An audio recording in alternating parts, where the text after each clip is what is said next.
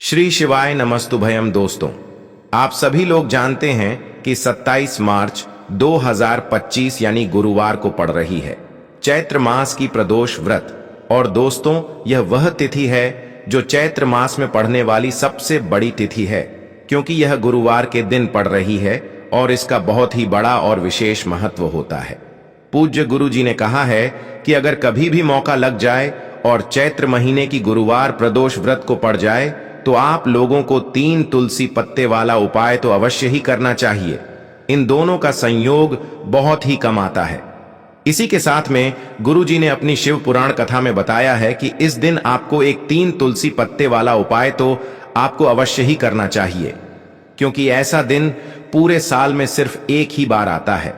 और दोस्तों, आप सभी लोग जानते हो कि गुरुवार प्रदोष व्रत का अगर सबसे बड़ा कोई उपाय है तो वह 3 तुलसी पत्ते वाला उपाय। तो दोस्तों, गुरुवार प्रदोष व्रत के दिन आप लोगों को इस 3 तुलसी पत्ते वाला उपाय को जरूर करना है। बहुत सारे लोग होंगे जिन लोगों ने इस उपाय को ना किया हो, मतलब पूरा साल निकल गया, उन्होंने किसी भी दिन इस 3 तुलसी पत्ते वाला उपाय को ना किया हो। पर दोस्तों, आपके पास एक आखिरी मौका बचा हुआ है, जो कि 27 मार्च 2025 गुरुवार प्रदोष व्रत के दिन है। इस दिन आप लोगों को इस वाले उपाय को जरूर कर लेना है, भले ही आपने पूरे महीने भर इस उपाय को ना किया हो। पर अगर आपने इस चैत्र महीने के गुरुवार प्रदोष व्रत के दिन अगर इस वाले उपाय को कर लिया तो आपको इस उपाय को करने का वह फल मिलेगा जिसकी आपने कभी कल्पना भी नहीं करी होगी। इसीलिए आप लोग इस वाले उपाय को एक बार जरूर कर लेना है, ताकि आप लोगों के हाथ से यह मौका ना जा सके और आपको इस उपाय को करने का फल मिल सके। दोस्तों, यह उपाय पंडित जी ने अपनी अभी की ही श्री शिव महापुराण की कथा में बताया है। जी, इस उपाय को आज हम आपको बहुत अच्छे से समझाने वाले हैं। इस वीडियो को देखने के बाद इस उपाय को समझने के लिए आपको कोई और वीडियो को देखने की जरूरत नहीं पड़ेगी। तो चलिए दोस्तों, उपाय को शुरू करते हैं। देखिए, यह इस चैत्र महीने के गुरुवार प्रदोष व्रत के दिन यह इतना खास होता है, इतना महत्वपूर्ण होता है। देखा गया है कभी कभी बड़े बड़े पूजा पाठ अनुष्ठान से जो मनोकामना पूर्ण नहीं होते, वह चैत्र महीने की गुरुवार प्रदोष व्रत के दिन एक छोटे से उपाय करने से ही आपकी मनोकामना पूर्ण हो जाती है। और बहुत सारे लोगों ने इस उपाय को किया भी है और उनको इस उपाय को करने का फल भी जरूर मिला है। अगर आप लोग भी इस उपाय को करना चाहते हैं तो आप इस उपाय को पहले अच्छे से समझ लेना, सुन लेना, उसके बाद करना। आपको इस उपाय का फल जरूर मिलेगा। और इस उपाय को कर लेने से आपके घर में चाहे किसी भी प्रकार की दुख और समस्या क्यों ना चल रही हो, आपको उसका कारण भी नहीं पता है कि भाई यह समस्या किस कारण से चल रही है। उसका कुछ भी कारण हो सकता है, जैसे पितृदोष हो सकता है या किसी भी तरह का मंगल दोष भी हो सकता है। तो इस दिन आप लोगों को यह वाला उपाय कर लेना है। यह एक ऐसा उपाय है जिस उपाय को अगर किसी विशेष दिन पर किया जाए तो भाई उस विशेष दिन का जो है वह तो हमें मिलता ही मिलता है। पर हमने उस दिन पर इस उपाय को किया है तो हमें उससे भी बड़ा फल मिलता है, और फल बहुत जल्दी मिलता है, क्योंकि आप इस उपाय को बहुत ही बड़े और विशेष दिन पर कर रहे हो। तो चलिए अब उपाय के बारे में बात करते हैं, लेकिन उससे पहले आप लोगों को यह जानना आवश्यक है कि आखिर यह उपाय किस समय करना है, किसको करना है और कैसे करना है। तो चलिए हम आगे आपको वीडियो में एक एक करके बता देते हैं। लेकिन उससे पहले अगर आप लोग हमारे चैनल पर पहली बार आए हैं या फिर मेरी आवाज आज पहली बार सुन रहे हैं तो हमारे चैनल को सब्सक्राइब जरूर कर लेना और इस वीडियो को लाइक करके कमेंट बॉक्स में श्री शिवाय नमस्तुभ्यम ओम नमः शिवाय जरूर टाइप कर देना। तो दोस्तों, इस 3 तुलसी पत्ते वाला उपाय को हमें इस गुरुवार प्रदोष व्रत के दिन कैसे करना है, किसको करना है, किस समय करना है और कहां पर करना है, यह सारे सवालों के जवाब आपको इस वीडियो में मिल जाएंगे। और जो यह वीडियो देखेगा भाई, उसको 3 तुलसी पत्ते वाला उपाय जरूर करना चाहिए, क्योंकि इस दिन तुलसी पत्ते का भी बहुत ही बड़ा और विशेष महत्व होता है। आ जाए 3 तुलसी पत्ते वाला उपाय की, तो यह सोने पर सुहागा वाली बात हो जाती है और यह एक बहुत ही बड़ा उपाय हो जाता है इस गुरुवार प्रदोष व्रत का। तो अब दोस्तों, इस 3 तुलसी पत्ते वाला उपाय को आखिर करना किसको है, सबसे पहले हम लोग वह बात जान लेते हैं। तो देखो, घर की जो बड़ी माताएं बहनें होती हैं, उन माताओं बहनों में से कोई भी एक बड़ी माता बहन इस वाले उपाय को कर सकती है। और दोस्तों, अगर आप चाहे तो अपने घर में से सभी सदस्यों को भी इस उपाय को करवा सकते हैं। अगर किसी व्यक्ति की खुद की कोई मनोकामना है, खुद की कोई दुख और परेशानी है जो कि वह अपने लिए ही करना चाहता है इस वाले उपाय को, तो वह खुद अपने लिए भी कर सकता है।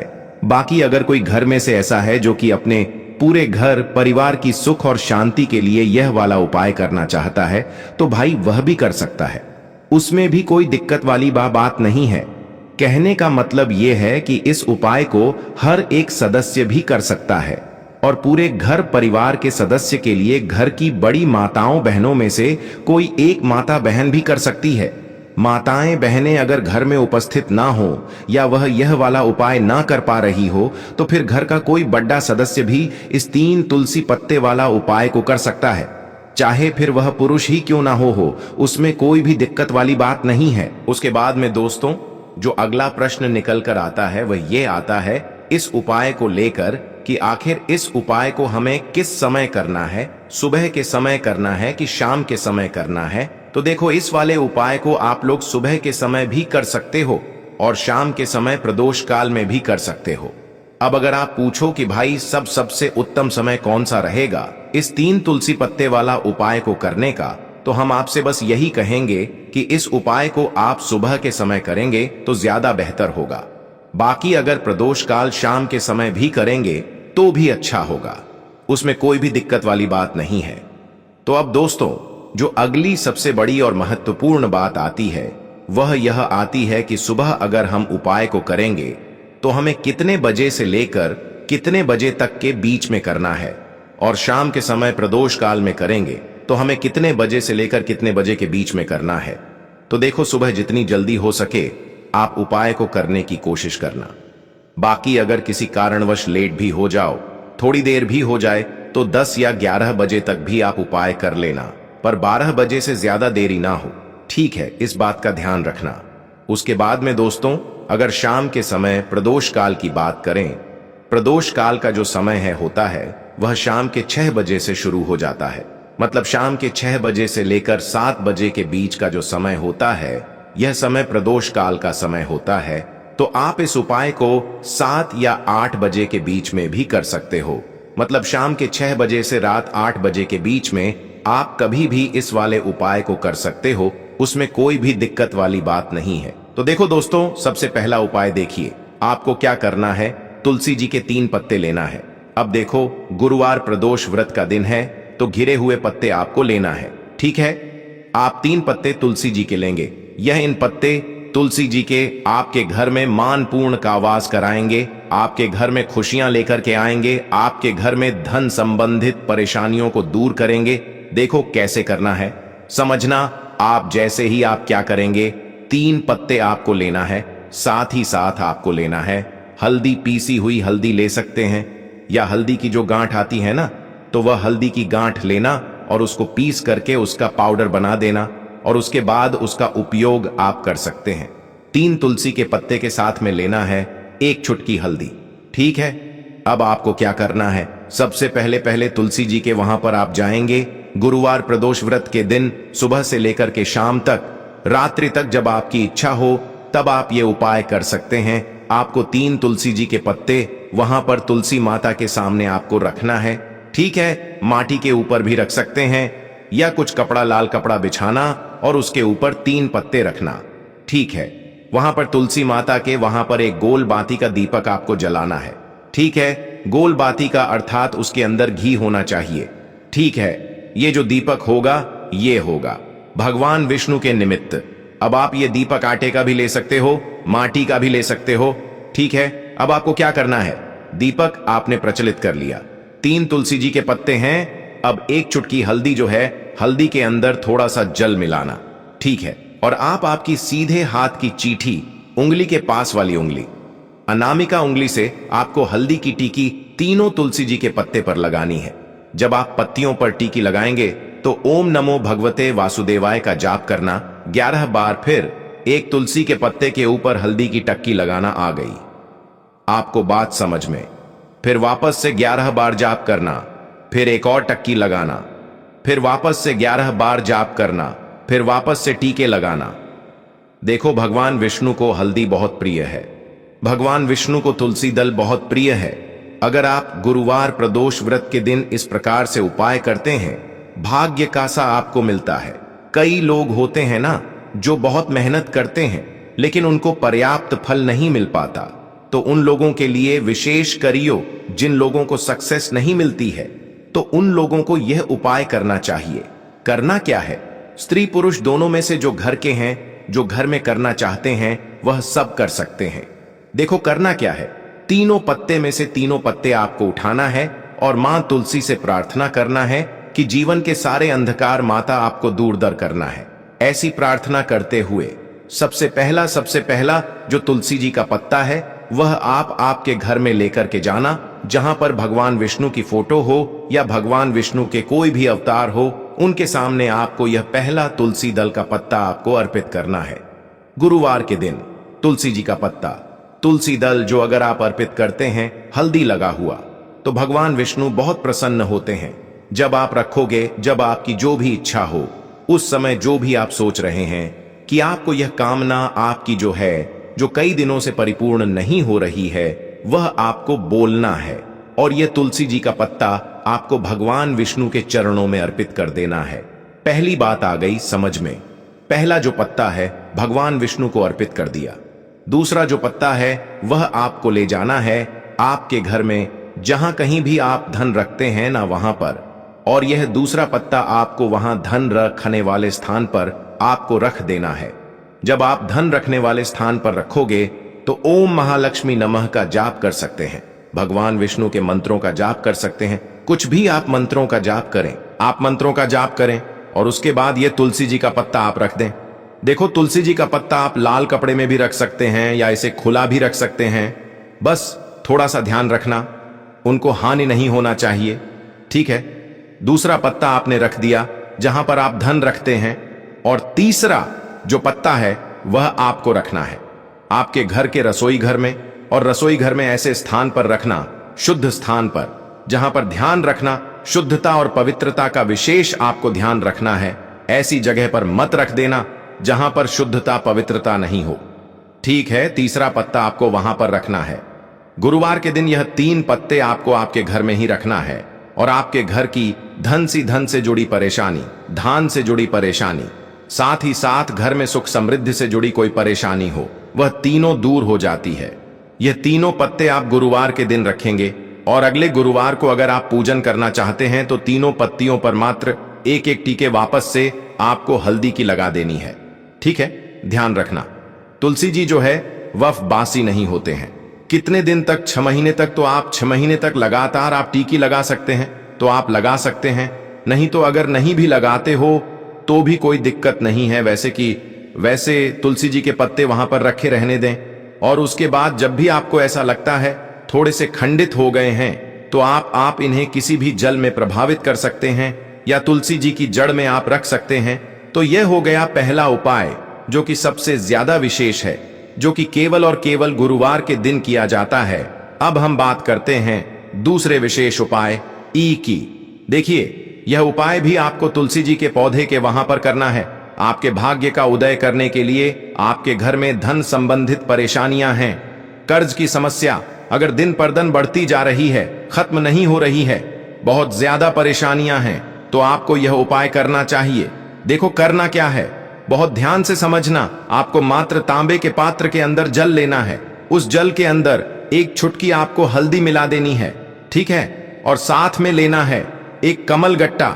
यह केवल उपाय गुरुवार प्रदोष व्रत के दिन करना। अगर आपको ऐसा लगता है कि आपके जीवन में अष्टलक्ष्मी हो का वास नहीं है, भाग्य का साथ आपको नहीं मिल पा रहा है, तो आप यह उपाय शुक्रवार के दिन कर सकते हैं, गुरुवार के दिन भी कर सकते हैं, ठीक है। शुक्रवार और गुरुवार दोनों दिन आप यह उपाय कर सकते हैं। देखो, करना क्या है, इस टाइम के पात्र के अंदर हल्दी डाली और एक कमल घट्टा डाला। अब आपको तुलसी जी के वहां पर जाना है।